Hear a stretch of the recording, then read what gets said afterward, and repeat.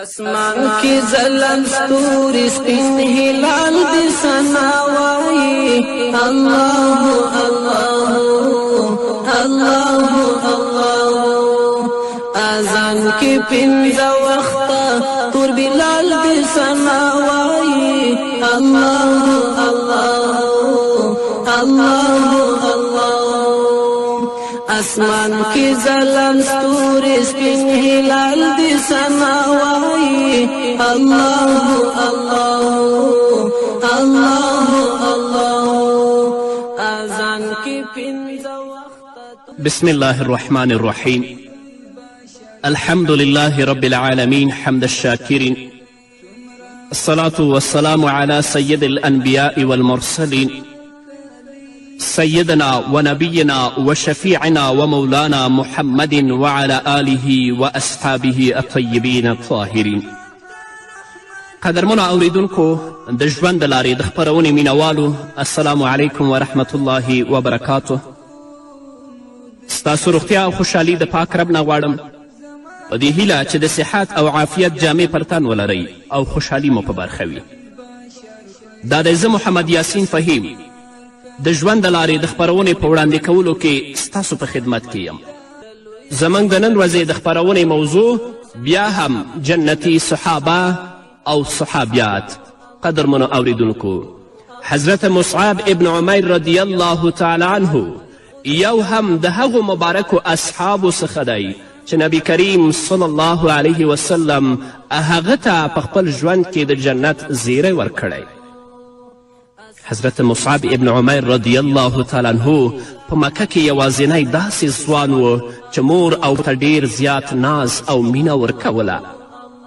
په ټوله مکه مکرمه کې ښایسته ځوان و او په ټوله مکه مکرمه کې نازولی ځوان و. او د ده مبارک د اسلام راوړلو قیصه هم ډیره عجیبه قیصه ده. یوه ورځ حضرت مصعب ابن عمیر رضی الله تعالی عنه هم هغه خبر واورید چې د مکې خلکو تر خپل منځ هغه خبرې کولې او دا یې ویل چې دلته داسې یو کس پیدا شوی او وایي چې زه پیغمبر یم او الله ستاسې لورې ته بشیر او نذیر رالیږلی یم. د مکې مکرمې دې نازولي ځوان به د مکې د خلکو خبرې په ډیر غور سره اوریدلې او د مکې مکرمې د مشرانو په غونډو کې به برخه اخیستله، ځکه د خپل ښایست، هوښیارتیا او غوره سلیقې له امله د هغوی د هرې غونډې ښایست و. حضرت مصعب ابن عمیر رضی الله تعالی عنه تر ډیر فکر او غور کولو وروسته مسلمان شو او د محمد رسول الله صلی الله علیه وسلم ملګرتیا یې غوره کړه. خو له بلې لورې پرې مصیبتونه او غمونه انبار شول. خو حضرت مصعب ابن عمیر رضی الله تعالی عنه د دې مصیبتونو او د دې غمونو پروا نه کوله. هغه د محمد رسول الله او د الله مینه لټوله. رسول الله صلی الله علیه وسلم هم په حضرت مصعب ابن عمیر رضی الله تعالی عنه باندې د مهرباني لاس راکش چې په دې سره د هغه غمجن او ناکراره زړه ته داسې ډاډ ترلاسه شو لکه د سمندر او د سیند په تل کې چې یوه ژوره خاموشي خپره شي.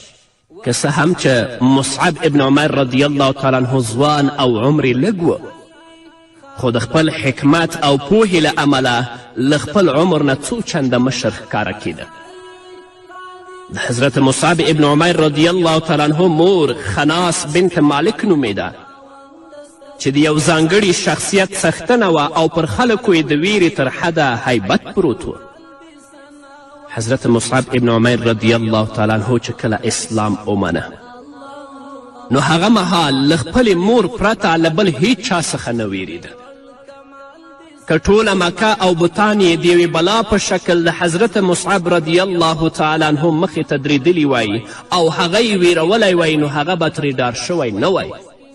هغوی به سپک ګڼلی وای، خو د خپلې مور غصه ورته یوه داسې بلا ښکارېده چې هغه ته یې زغمل ګران و.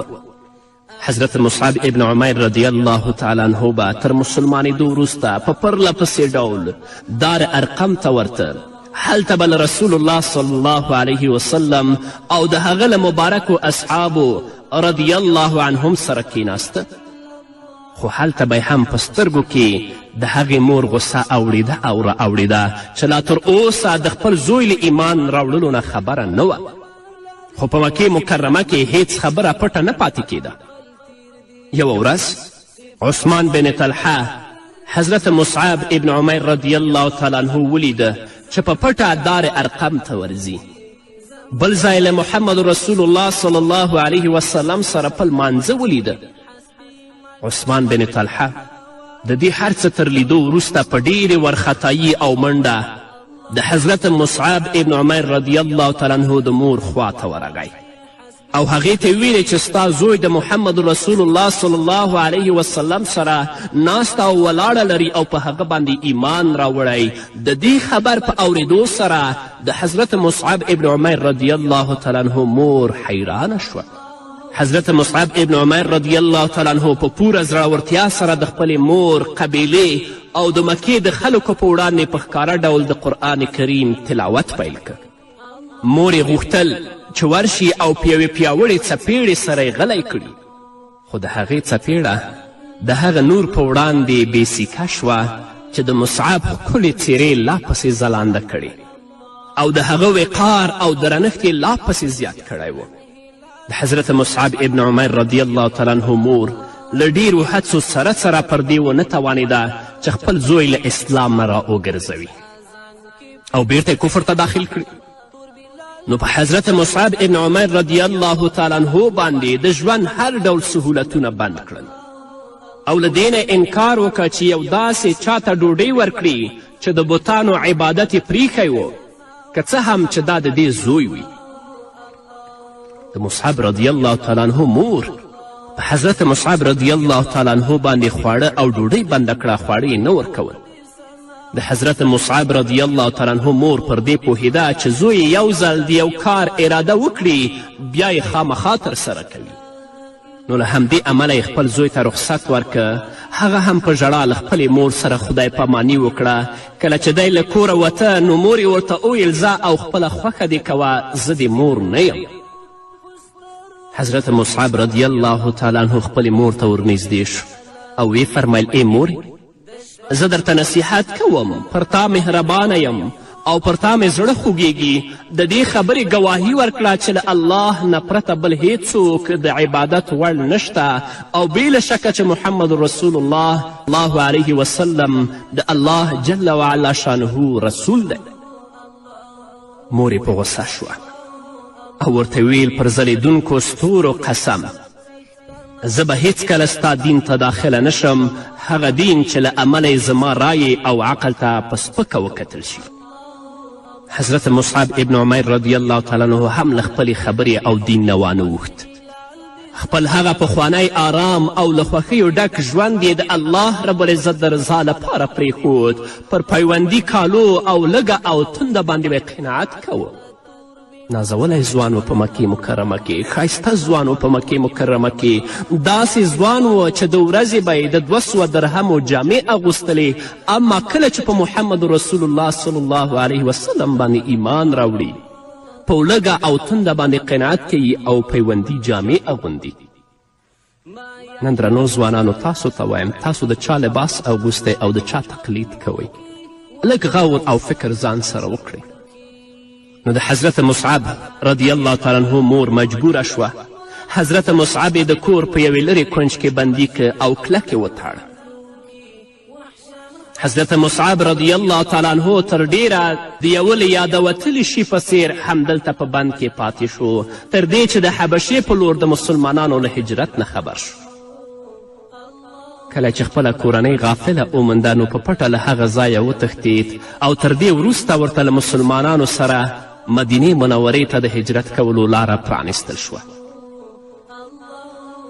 حضرت مصعب ابن عمیر رضی الله تعالی عنه به تر مسلمانېدو وروسته زړې او پیوندي جامې په تن کولې. په داسې حال کې چې تر مسلمانېدو وړاندې په مکه کې یوازینی داسې ځوان و چې د باغ د تر و تازه ځلیدونکو او خوشبوی لرونکو ګلانو په څیر جامې به یې په تن وي. خو دا هر څه د الله د رضا لپاره قربان کړل. رسول الله صلی الله علیه وسلم دې قرباني ته د حکمت مننې او مینې په نظر وکتل پر شونډې یوه ښکلې مسکا خپره شوه او وی فرمایل بې له شکه چې ما مصعب په مکه کې په داسې حال کې لیدلی و چې خپل مور او پلار ته تر هر چا ډیر ګران او نازولی و او بل هیڅوک د ده په څیر نه و خو مصعب دا هر څه د الله او د هغه د رسول لپاره پرېښودل. تاسو درنو ځوانانو د الله دین لپاره څه پریښي؟ تاسو راشئ د الله پیغام او د محمد رسول الله پیغام واورئ او بیا خپل عملونه وګورئ. رسول الله صلی الله علیه وسلم د حضرت مصعب رضی الله تعالی عنه په وړتیا پوهېده، نو د همدې له امله یې د هغه وخت د یو ډیر ضروري کار لپاره غوره کړ. هغه دا چې مصعب باید مدینې منورې ته ولاړ شي، هلته له هغو انصارو سره چې ایمان یې راوړی او له محمد رسول الله صلی الله علیه وسلم سره یې د عقبې بیعت کې ګډون کړی او په ګډه د مدینې نور خلک هم د الله دین ته راوبولي او مدینه منوره د یو لوی هجرت لپاره تیاره کړي. حضرت مصعب ابن عمر رضی الله تعالی عنه په خپلو دعوتي هڅو او پوره وړتیا ثابته کړه چې رسول الله صلی الله علیه وسلم په سمه دنده ټاکلی. هغه پر دې پوهېده چې رسول الله صلی الله علیه وسلم د څه لپاره مدینې ته ورلیږلی. هو هغه پوهېده چې مدینې ته د الله د دین د یو داعي په توګه راغلی چې خلکو ته باید زیری ورکړي، نیغې لارې ته برابر کړي او د الله رب العزت د کتاب زړه روښانه کوونکي آیتونه ورته واوروي. حضرت مصعب ابن عمر رضی الله تعالی عنه په مدینې منوره کې له سعد بن زراره رضی الله تعالی عنه کره واړول. دوی دواړو به په ګډه قبیلو مجلسونو او کورونو ته ورتلل. هغوی ته به د قرآن کریم آیتونه اورول او له دې سره به خلک دې کلمې ته رابلل چې ووایئ انما الله اله واحد، بېشکه الله یو دی. یوه ورځ حضرت مصعب رضی الله تعالی عنه خلکو ته وعظ کوه چې ناڅاپه د بني عبدالاشهل د قبیلې سردار اسید په ډیر غصه له خپلې نیزې سره مجلس ته راغی او وی ویل دا څوک دی چې زما په ناخبري کې زما قوم په فتنه کې اچوي، د خپلو خدایانو له عبادت نه منع کوي او د هغه چا عبادت ته یې رابولي چې هغوی یې له سره نه پیژني. او حضرت مصعب ابن عمر رضی الله تعالی عنه ته یې ډیره بده وینا وکړه. د مصعب رضی الله تعالی عنه په مجلس کې ناستو مسلمانانو چې کله د اسید بن حضیر غصه ولیده نو وویرېدل، خو مصعب رضی الله تعالی عنه ثابت قدمه او غلی ناست و. اسید هغوی دواړو ته په ډیر غصه وویل تاسې ولې زموږ سیمې ته راغلی یئ؟ آیا غواړئ چې زموږ ناپوهه خلک وغولوئ؟ که تاسې دواړه غواړئ چې ژوندي پاتې شئ نو له دې ځای نه لاړ شئ او زما له مخې نه لرې شئ. مصعب رضی الله تعالی عنه چې د حالاتو نزاکت ولید نو په ډیره نرمه لهجه یې هغه ته وویل آیا دا به غوره نه وي چې له موږ سره کینې او خبره مو په سړه سینه واورې؟ که زموږ خبره دې خوښه شوه ویې منه او که در باندې بده ولګېده نو در څخه به لاړ شو، ستا کلی او ستا قبیله به پرېږدو. الله اکبر، څومره ښکلی پی دې وکړه. اسید په ځواب کې ویلې هو د انصاف خبره دی. بیا یې خپله نیزه پر ځمکه وټومبله او د هغوی تر څنګ کېناست. اوس نو مصعب څه کوي دا به واورو خو د یوې دمې نه وروسته. اسمان کې ځلند ستوري سپین هلال دې ثنا وایي الله الله الله الله.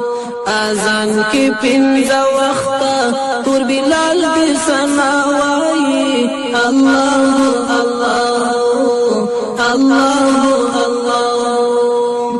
اسمان کی ځلند ستوري سپین هلال دې ثنا وایي الله الله الله الله. اذان کې پنځه وخته. قدرمنو اوریدونکو، بیا هم زموږ سلامونه او نیکي هیلې ومنئ. کله چې حضرت اسید د حضرت مصعب رضی الله تعالی عنه تر څنګ کېناست نو حضرت مصعب رضی الله تعالی عنه د قرآن کریم تلاوت شروع کړ. مصعب لا د قرآن کریم پر تلاوت لګیا و چې د اسید څیره وپړکېده. د قرآن کریم له هر ټکي سره به په څیره کې بدلون راته. مصعب چې قرآن کریم ورته واوروه نو اسید د مسلمانېدو هیله څرګنده کړه او په لوړ غږ یې ویلې چې لا اله الا الله محمد رسول الله. دا داسې غږ و چې ځمکه یې ولرزوله. بیا ورته مصعب رضی الله تعالی عنه وفرمیل ته باید خپلې جامې او بدن پاک کړي او بیا د شهادت ګواهي ورکړي. اسید هم داسې وکړل. لاړه غسل یې وکړه او چې بیرته راغی داسې وویل اشهد ان لا اله الا الله و اشهد ان محمد رسول الله. د مدینې منورې خلکو یو له بل سره وویل دا چې اسید بن حزیر، سعد بن معاذ او سعد بن عباده رضی الله عنهم مسلمانان شوي دي نو موږ ولې وروسته پاتې شو؟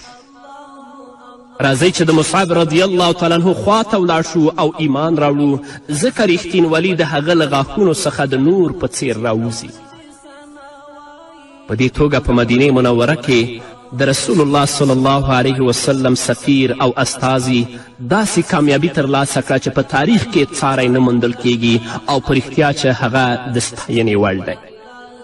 د احد د جګړې وخت راغی. مسلمانانو ورته تیاری شروع که. رسول الله صلی الله علیه وسلم د صفونو ترمنځ ګرځېده او د هر مسلمان څیره یې په غور سره کتله تر څو ورته د جګړې بیرغ وسپاري. په پای کې حضرت مصعب ابن عمیر رضی الله تعالی عنه را وغوښت او هغه ته یې بیرغ ور وسپاره. د احد په ډګر کې د ویرونکي اور لمبې پورته شوې او سخته جګړه ونښته. مسلمانان برلاسی ښکارېدل خو د رسول الله صلی الله علیه وسلم غشي ویشتونکي ټولي د هغه د امر خلاف وکړ. کله چې هغوی ولیدل مسلمانان برلاسی شوي او کفار په تیښته دي نو د رسول الله صلی الله علیه وسلم له اجازې پرته د غره له کنډو څخه راښکته شول او د غنیمتونو په راټولولو یې لاس پورې کړ. مشرکینو چې دا حالت ولیده نو پر مسلمانانو د ناخبري په حالت کې بیرته راتاو شول او په لنډ وخت کې خپلې تورې د هغوی په وینو ولړلې. حضرت مصعب رضی الله تعالی عنه ته د حالاتو نزاکت معلوم شو. بیرغ یې پورته که او د الله اکبر نعره یې ووهله. تر دې وروسته به یې کله لاس په لاس جګړه کوله، کله به یو لور ته منډه کړه او کله به بل لور ته ټوپ واهه تر څو د کفارو پام ځان ته ور واړوي او د رسول الله صلی الله علیه وسلم نه یې غافله کړي. خو دښمن وغوښتل چې د هغه په مړي له تېرېدو وروسته ځانونه رسول الله صلی الله علیه وسلم ته ورسوي. ابن سعد وایي چې ابراهیم بن محمد بن شرحبیل عبدري له خپل پلار څخه روایت کوي چې هغه وفرمیل د احد په ورځ حضرت مصعب ابن عمیر رضی الله تعالی عنه بیرغ پورته کړی و. کله چې مسلمانان د دویم ځل لپاره راوګرځېدل او حمله یې پیل کړه نو دا مهال مصعب له بیرغ سره کلک ولاړ و. په هم ابن قمیه چې پر اس باندې سپور و د مصعب رضی الله تعالی عنه خواته راغی او د هغه پر ښي لاس یې د تورې ګزار وکړه او لاس یې ور پرې کړ. مصعب رضی الله تعالی عنه دا ناره پورته کړه وما محمد الا رسول قد خلت من قبله الرسل.